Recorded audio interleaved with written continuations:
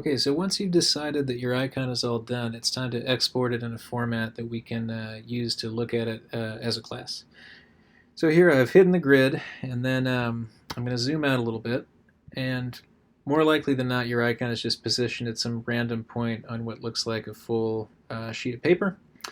So zooming in enough so that I can still see the edges, I'll hit V for the black arrow, and then go to Document Setup, and then over to Edit Artboards. And I'll just drag this artboard around.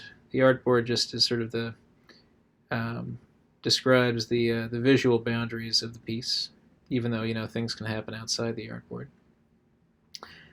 So I'll sneak that in like that, and then maybe zoom in a little bit. Let's select everything here and group it.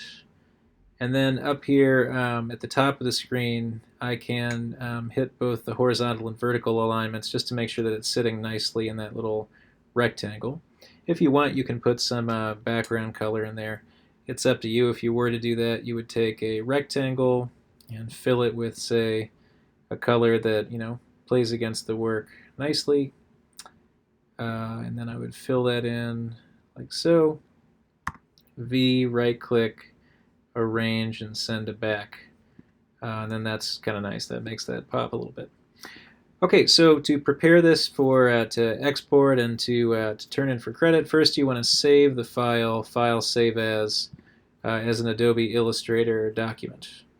So let me see here. I'm going to go to my classes and Illustrator, and I'll just call this stopwatch underscore icon or whatever. Save that as an Adobe Illustrator file. So the AI file, you'll always be able to go back and edit this just as you did the first time around. Now I'm going to go back and say File, Save As, and this time we're going to save it as, oops, I think we wanted File, Save As. So, I don't know. I've been working with Illustrator for so long, I'm kind of stuck in the old habits. I like going to Save for Web, which is honestly a legacy function. You can see that when it tries to do it in this format, the image that results is actually quite small. So go ahead and blow this up to something we can see pretty well. I would take the largest dimension and make it, say, about 1,000 pixels. As long as this is checked, it'll preserve your proportions. And then if I just click on another field after entering 1,000, it figures out the math for the other one and gives you something that's a little easier to look at.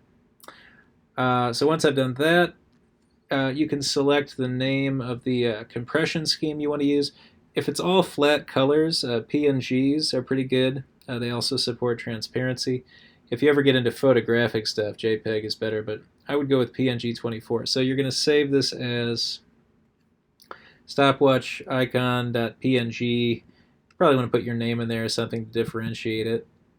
And I'll save this over here. And then I can upload it to the forum for credit.